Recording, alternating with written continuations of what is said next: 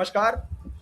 आप देख रहे हैं special coverage news Shiv Kumar Mishra official. मैं हूं आपके साथ शिव कुमार। मेरे साथ हैं संजय सर। स्वागत और अभिनंदन। पहले तो संजय सर का कल जन्मदिन था, उसकी संजय सर को बहुत बहुत बधाई, बहुत बहुत शुक्रिया शुक्रिया शुभकामनाएं। शुक्रिया शुक्रिया। आप निरंतर यूं ही स्वस्थ रहें, मस्त रहें और जनता की आवाज बने रहें, जनता के हर शुक्रिया। मुद्दे को जनता तक पहुंचाते रहें। इसके लिए एक बिल्कुल बार फिर बिल्कुल। जब आपको तक बहुत बहुत शुभकामनाएं। शुक्रिया। संजय सर, 15 बूथों पर आज मतलब कल पुनर्मतदान हो गया और उस पर भी पुनर्मतदान में हमेशा वोट प्रतिशत बड़ी तादाद में गिरता है, लोग घबरा जाते हैं, पुलिस फोर्स ज्यादा होता है, लेकिन वहां भी 90% हो ही गया। तो इसका मतलब बम्पर मतदान। लेकिन अभी अभी देर रात 11 बजे के आसपास चुनाव आयोग का एक आर्डर जाता है कि फलता विधानसभा, जो जहांगीर वाला और आईपीएस अजयपाल शर्मा का जो मैटर था, उस विधानसभा का चुनाव निरस्त हो गया। अब निरस्त हुआ तो अभिषेक बनर्जी नाराज हो गए। अभिषेक बनर्जी ने एक्स पर पोस्ट लिखी और उन्होंने कहा अमित मालवीय को टैग करके कि तुम्हारे बांग्ला विरोधी गुजराती गैंग और उनके चमचे ज्ञानेश कुमार के लिए मेरे डायमंड हार्बर मॉडल में एक भी सेंध लगाने के लिए 10 जन्म भी काफी नहीं होंगे। तुम्हारे पास जो कुछ भी है सब लेकर आओ। मैं पूरे यूनियन ऑफ इंडिया को चुनौती देता हूं, फाल्टा आओ, अपना सबसे मजबूत तंत्र भेजो, दिल्ली से किसी गॉड फादर को भेजो। अगर तुम में हिम्मत है तो तुम खुद आकर फाल्टा से चुनाव लड़ो, तो तुम्हें अपनी औकात नजर आ जाएगी। बड़ी चुनौती है सर, बड़ी चुनौती, खुला, बिल्कुल मतलब खुला चैलेंज है। आप इस चुनाव को कैसे देखते हैं? क्या इसमें आप चुनाव आयोग की भूमिका संदिग्ध देख पा रहे हैं? क्योंकि अगर कैंसिल हुआ तो एक ही दिन क्यों नहीं हुआ, अलग अलग क्यों कैंसिलेशन? और अब इस फाल्टा विधानसभा फाल्टा में 21 मई को मतदान होगा और 24 मई को परिणाम आएंगे। यानी अब बंगाल में 293 सीटों पर मतगणना होगी। यानी अब जिसे 147 सीटें मिलेंगी वही किंग बन जाएगा। बिल्कुल। तो दिलचस्प है और बंगाल का मामला शुरू से दिलचस्प चल रहा है और केंद्र सरकार जबरदस्ती कर रही है या चुनाव आयोग पक्षपात कर रहा है, सब में अब कोई शंका नहीं रह गई है। और सबके बावजूद बीजेपी को तगड़ी चुनौती है, इसमें भी कोई दो राय नहीं है। और उसका जैसे हम लोगों ने पिछली बार बात की थी कि डेरेक ओब्रायन ने चुनौती दी है कि चूंकि प्रधानमंत्री ने कहा है कि वो सभी सीटों पर लड़ रहे हैं, तो जिस वाले पे चुनाव रद्द हुआ है वहां भी प्रधानमंत्री लड़ रहे थे और अब प्रधानमंत्री चाहे तो वहां अकेले ताकत लगा दे, यही अभिषेक बनर्जी ने चुनौती दी है। तो अब पुनर्मतदान जब हो रहा है और दोबारा से चुनाव होगा, तो प्रधानमंत्री जब वहां चुनाव लड़ रहे थे तो इस बार भी लड़ ही रहे होंगे, लड़ेंगे ही, लड़ना ही पड़ेगा। तो इस बार यहाँ जीतते हैं कि हारते हैं वो देखने लायक बात है। और यहाँ रद्द किया जाना, माने चुनाव आयोग कह सकता है कि हमने वहां भी चुनाव रद्द कर दिया जहां प्रधानमंत्री लड़ रहे थे। ये अलग बात है कि प्रधानमंत्री हर जगह लड़ रहे थे। तो इस लिहाज से दिलचस्प स्थिति है और बंगाल में चुनाव रद्द करना पड़ रहा है। चुनाव आयोग ये दावा करता रहा है कि चुनाव पुनर्मतदान नहीं कराना पड़ता, रद्द करना तो बड़ी बात है और पूरी कंस्टिट्यूएंसी का, तो ये भी बंगाल में करना पड़ा। और सारी ताकत लगाने के बावजूद, मैंने पहले खबर आई थी कि वो कीबोर्ड पे सॉरी ईवीएम पे स्टिकर लगा दिया बीजेपी वाले उस पे। तो जाहिर है, हमने जैसे कहा था कि जिसकी लाठी उसकी भैंस वाला मामला चल रहा है, तो टीएमसी इतना मजबूत है कि उसने स्टिकर लगा दिया और पता नहीं वहां चुनाव हुआ कि नहीं हुआ, वहां कैंसिल हुआ कि नहीं हुआ, लेकिन वीडियो तो था ही और वो तो था ही। मैंने तथाकथित सबूत, अगर उसको सबूत माना जाए, आजकल सब कुछ एआई जनरेटेड बता दिया जाता है, तो जो कुछ भी था, और वो मैंने बीजेपी का ही आरोप था कि उस पर स्टिकर लगा दिया गया। तो वहां चुनाव हुआ नहीं हुआ पता नहीं, या हुआ, या बीजेपी के लिए वो उतना बड़ा मुद्दा क्यों नहीं बना, तमाम सारी बातें हैं। और उन सब में सबसे दिलचस्प ये है कि मतदान के बाद शिकायत होती है, आती है, की जाती है, और उस आधार पर चुनाव आयोग फैसला करता है कि कहाँ पुनर्मतदान कराना है, कहाँ किन जगहों पे फिर से चुनाव होगा या जहां चुनाव रद्द होगा। तो उस लिहाज से जब पुनर्मतदान की घोषणा हो चुकी थी और फाल्टा के किसी चुनाव क्षेत्र में फिर से मतदान कराने की घोषणा नहीं हुई थी, इसका मतलब ये मोटा मोटी यही है कि वहां किसी खास गड़बड़ी की सूचना नहीं थी। जैसे वहां 285 मतदान केंद्र है, अगर ये होता कि 50 पर चुनाव आयोग ने कहा होता कि नहीं पुनर्मतदान होगा, और फिर कहता कि नहीं पूरे में होगा, तो बात समझ में आती कि वहां तो बहुत ज्यादा गड़बड़ हुई ही थी। 50 में उसने पुनर्मतदान कहा ही था, लेकिन जब शिकायतों को सबको देखा गया तो लगा कि नहीं बहुत ज्यादा गड़बड़ी हुई है, तो उसने पूरे चुनाव क्षेत्र में चुनाव रद्द कर दिया और फिर से होगा। ये बात तो समझ में आती है। लेकिन वहां एक भी नहीं था, या जो था सो 15 ही बूथ में टोटल था पूरे बंगाल में, 15 ही था। मैंने जो दूसरे चरण में जितने चुनाव हुए उसमें 15 ही जगह अगर पुनर्मतदान हुए थे, और उसमें से फाल्ता में ज्यादा से ज्यादा 15 होगा ना, मैं नहीं जानता क्या था, मैं देख नहीं पाया। जैसा आपने बताया जन्मदिन था तो मैं उसमें व्यस्त था, तो मैं देख नहीं पाया। लेकिन ज्यादा से ज्यादा 15 में अगर ये कराया गया पुनर्मतदान, तो ये तो नहीं माना जा सकता ना कि फाल्ता के ही सारे 15 होंगे, जाहिर नहीं थे। तो फाल्ता में अगर पुनर्मतदान नहीं हुआ और चुनाव आयोग अब फैसला कर रहा है या बाद में फैसला कर रहा है कि पूरे चुनाव क्षेत्र का चुनाव रद्द किया जाएगा, तो जाहिर है कि मामला सामान्य नहीं है और कुछ न कुछ अटपटा लग रहा है। इसमें यह गौर करने वाली बात है कि फाल्ता में 6 उम्मीदवार चुनाव मैदान में, और जैसे आपने बताया कि एक वहां आईपीएस के एक विशेष उत्तर प्रदेश के आईपीएस अधिकारी तैनात किए गए हैं और उन्होंने वहां धमकी वमकी दी थी, और वो उनका इलाका है और वहां चुनाव रद्द किया गया है, तो मोटा मोटी कारण भी समझ में आता है। लेकिन वहां 6 चुनाव उम्मीदवार मैदान में है, उनमें टीएमसी के उम्मीदवार का नाम है जहांगीर खान, और नाम से ही मामला समझ में आ जाता है। बीजेपी के उम्मीदवार का नाम है दिबांशु पांडा, और कांग्रेस के भी उम्मीदवार है वहां अब्दुल रजाक मोल्ला, और सीपीआईएम के शंभुनाथ चुनाव मैदान में है। तो जाहिर है कि चुनाव जो है बराबरी का है, टक्कर मजबूत है, क्योंकि 2 हिंदू 2 मुसलमान दोनों तरफ से हैं। 4 माने 6 में से 4 उम्मीदवार, 2 हिंदू 2 मुसलमान हैं, तो कोई जीतने की उम्मीद नहीं थी। और अगर वहां धमकी धमकाने की कोशिश चल रही थी और फिर पुनर्मतदान करना पड़ा, दोबारा चुनाव रद्द करना पड़ा और पुनर्मतदान में वहां के नाम नहीं थे, तो जाहिर है कि गड़बड़ लगता है और नाक की लड़ाई है। और नाक की लड़ाई माने चूंकि प्रधानमंत्री ही चुनाव लड़ रहे हैं, चुनाव आयोग ही लड़वा रहा है, विशेष पुलिस अधिकारी को तैनात किया गया है या जिनका विशेष नाम है, तो जाहिर है कि वहां विशेष स्थिति है। और चुनाव आयोग का काम वैसा नहीं लग रहा है जैसे वो निष्पक्ष होकर देखता है, और जैसा हमेशा कहा जाता है कि न्याय होना ही नहीं चाहिए, न्याय होता दिखना चाहिए, वो भी नहीं दिख रहा है। हाँ सर, एनकाउंटर स्पेशलिस्ट इतने कमजोर निकले कि उन्हीं की विधानसभा का रिजेक्ट हो गया। बड़े लंबे चौड़े डींगे हाकी गई। मतलब मेरा सवाल है ये कि उन्होंने इसे धमकाया, उसे धमकाया, और उसके बाद उन्हीं की विधानसभा का रिजेक्ट हो गया। बाकी 293 परीक्षा में पास हो गई आईपीएस आईआरएस। बिल्कुल बिल्कुल, मैं वही कह रहा हूं कि इसको ऐसे नहीं देखा जाना चाहिए कि वो चुनाव ये एनकाउंटर स्पेशलिस्ट का है। वो तो एनकाउंटर स्पेशलिस्ट तो चुनाव आयोग के या भारत सरकार के या प्रधानमंत्री के प्रतिनिधि थे, और उनके रहते हुए वहीं का रद्द हुआ जहां वो थे। तो इसका मतलब कि वो तो कुछ कर ही नहीं पाए। अगर वो कुछ कर पाते तो यहां क्यों रद्द होता, कहीं और रद्द होता। तो अगर कहीं और रद्द होता तो ये मान लिया जाता कि ये नहीं थे या इनके जैसे अधिकारी नहीं थे, इसलिए वहां ज्यादा गड़बड़ी हो गई या ज्यादा रद्द करना पड़ा। लेकिन जहां जो एकदम स्पेशलिस्ट थे या सबसे भरोसे के अधिकारी को लगाया गया था, वहां रद्द करना पड़ा। तो ये शंका होती है कि या तो गड़बड़ी की शिकायत गलत है या दोबारा चुनाव कराने का निर्णय गलत है। और अगर दोबारा चुनाव कराना सामान्य है तो पुनर्मतदान वहां क्यों नहीं हो रहा था।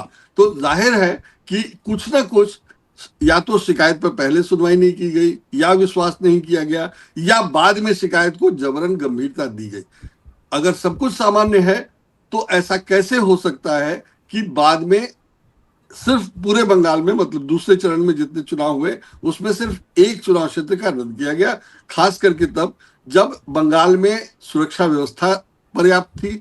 गृह मंत्री 15 दिन से बंगाल में रह रहे हैं, उन्होंने कहा था कि पूरी सुरक्षा है, दिखाई दे रहा था कि सुरक्षा बलों की तैनाती जबरदस्त है, और उसके बावजूद हम लोगों ने देखा कि बीजेपी के उम्मीदवार को दौड़ा कर मारा गया।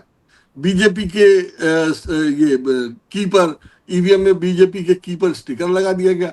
तो बीजेपी सब करने के बावजूद मजबूत नहीं है या सब करने के बावजूद कमजोर है, ये तो दिखाई दे रहा है। फिर भी दावा किया जा रहा है कि बीजेपी चुनाव जीत रही है। तो कैसे जीत रही है वो समझ में आता है। और जहां नहीं जीत रही थी वहां आपने फिर से चुनाव कराने का आदेश दे दिया। ये सारी चीजें बता रही हैं कि सब कुछ सामान्य नहीं है। और दूसरे जो ये एग्जिट पोल का जो आंकड़ा है, एग्जिट पोल का जो अनुमान है, वो भी वैसा ही है कि सब ज्यादातर को बीजेपी जीतती हुई नजर आ रही है। लेकिन एक एजेंसी जो चुनाव एग्जिट पोल कराती है, उसने अपना आंकड़ा देने से मना कर दिया है। और ये वही एजेंसी है जिसका आंकड़ा, जिसके नतीजे या जिसका अनुमान पिछले लोकसभा चुनाव के समय गलत साबित हुआ था, और उसके मालिक को या उसके जो कर्ता धर्ता है या सर्वे सर्वा है, उनको इस पर इतना अफसोस हुआ कि वो टीवी चैनल पर ये सब बताते हुए या बात करते हुए रो पड़े थे। तो जाहिर है कि उनको गलत करने का अफसोस था, और अब उन्होंने दोबारा वैसी ही गलती करना स्वीकार नहीं किया और इस बार आंकड़ा नहीं दिया। लेकिन उन्होंने जो कारण बताया है कि हमें लोगों ने बताया ही नहीं कि उन्होंने किसे वोट दिया है, तो इसलिए हमारे पास आंकड़ा ही नहीं है कि हम कुछ नतीजा दें। तो अगर इनके पास आंकड़ा नहीं है तो बाकी के पास आंकड़ा कहां से आया? और अगर ये कह रहे हैं कि मेरे पास आंकड़ा नहीं है, तो बाकी जो लोग आंकड़े, जिस आंकड़े की बात कर रहे हैं, क्या वो सही है या विश्वसनीय है?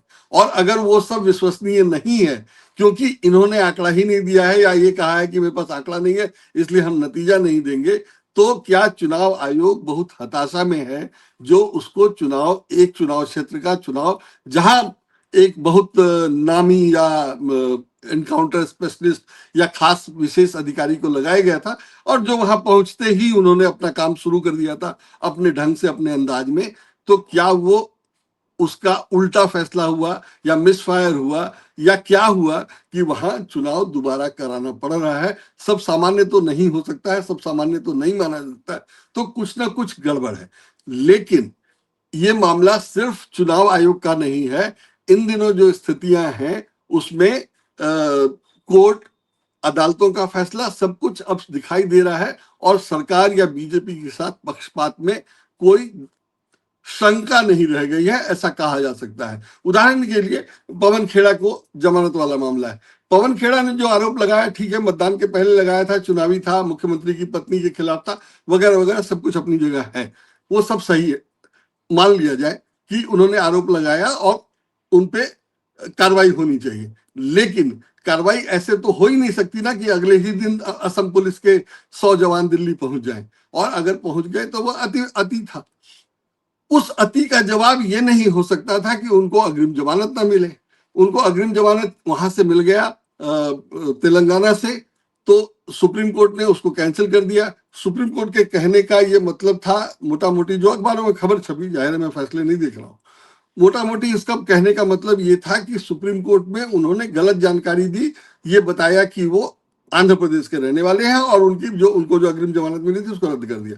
ठीक है, उसमें भी कोई दिक्कत नहीं, लेकिन उनको हाईकोर्ट भेज दिया गया, असम हाईकोर्ट की, असम हाईकोर्ट से आप जमानत दीजिए, जबकि बताया गया कि मामला असम के मुख्यमंत्री के खिलाफ है, असम जाना मुश्किल है, और असम से फैसला होना, मैंने असम जाना मुश्किल है, जोखिम भरा है, जो भी है, तो वो असम से, और जाहिर है उनको असम से जमानत नहीं मिली, तो फिर वो सुप्रीम कोर्ट आए।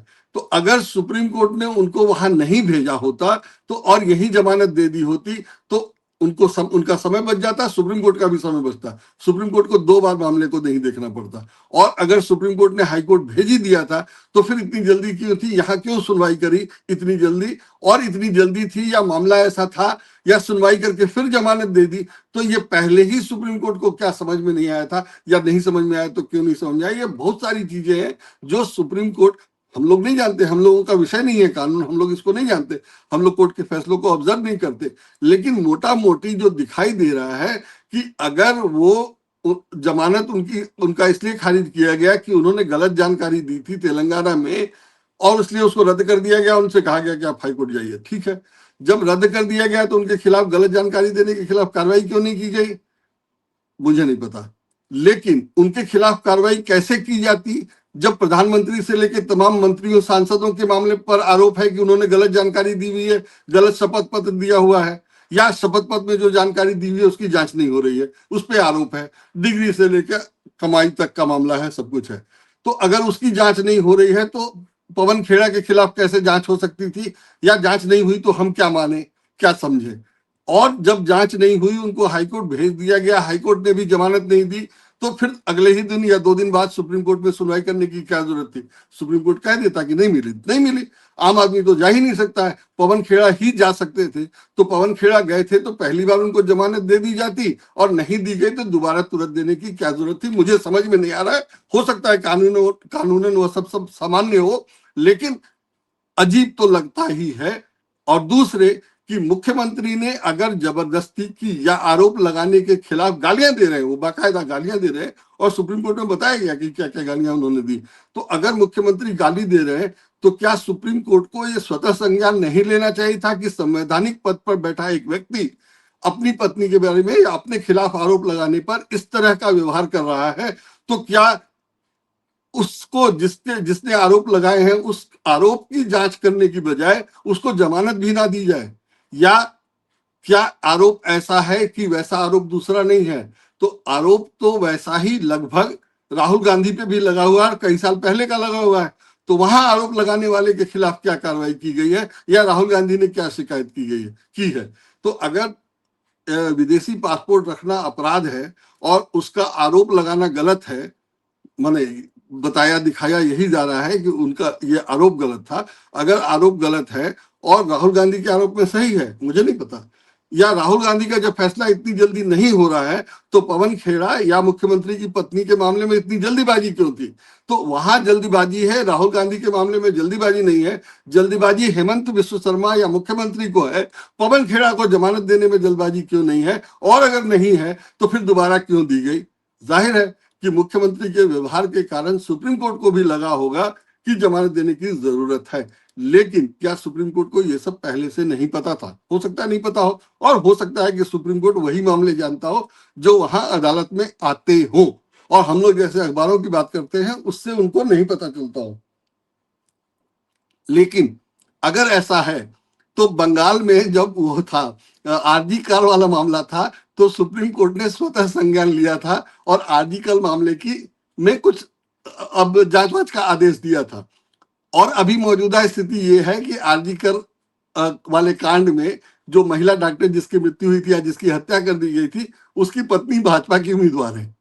तो जिस मामले में बीजेपी का इंटरेस्ट था उसमें तो सुप्रीम कोर्ट ने स्वतः संज्ञान लिया, और जिस मामले में बीजेपी का इंटरेस्ट था या बीजेपी के मुख्यमंत्री का इंटरेस्ट था, उस मामले में सुप्रीम कोर्ट ने पवन खेड़ा को जमानत नहीं दी, और मुख्यमंत्री को जो बोलना था बोलते रहे।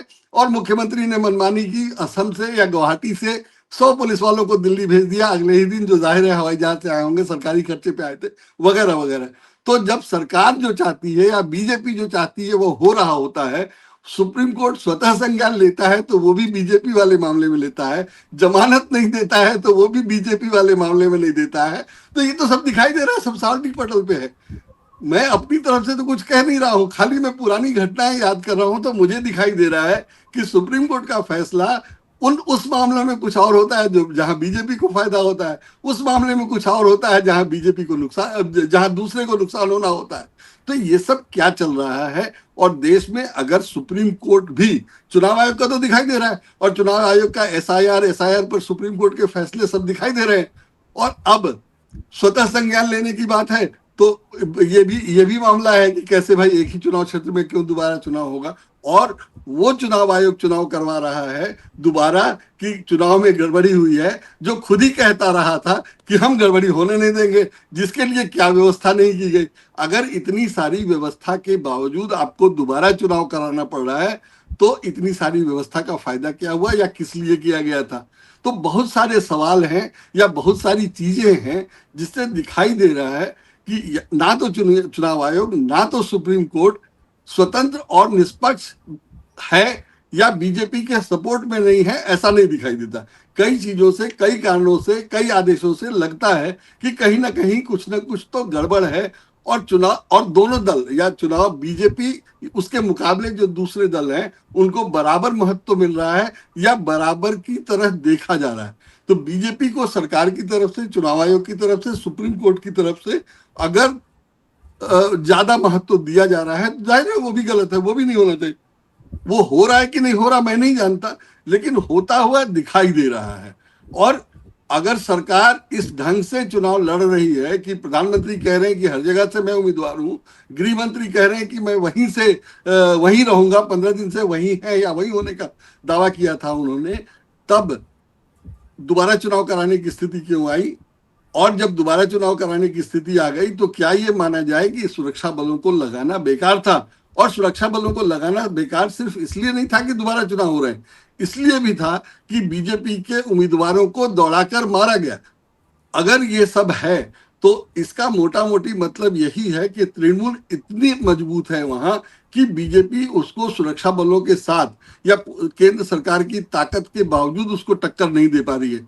तो अगर ऐसा ही है तो इसको स्वीकार करने की बजाय जबरदस्ती का चुनाव लड़ना या लड़ाना या केंद्र सरकार की तरफ से सरकारी ताकत से चुनाव लड़ने का कोई मतलब नहीं है। और इस तरह से अगर तृणमूल को हरा भी दिया जाएगा, अव्वल तो लग नहीं रहा है कि तृणमूल हारेगी, अगर हरा भी दिया जाएगा तो क्या वो उचित होगा?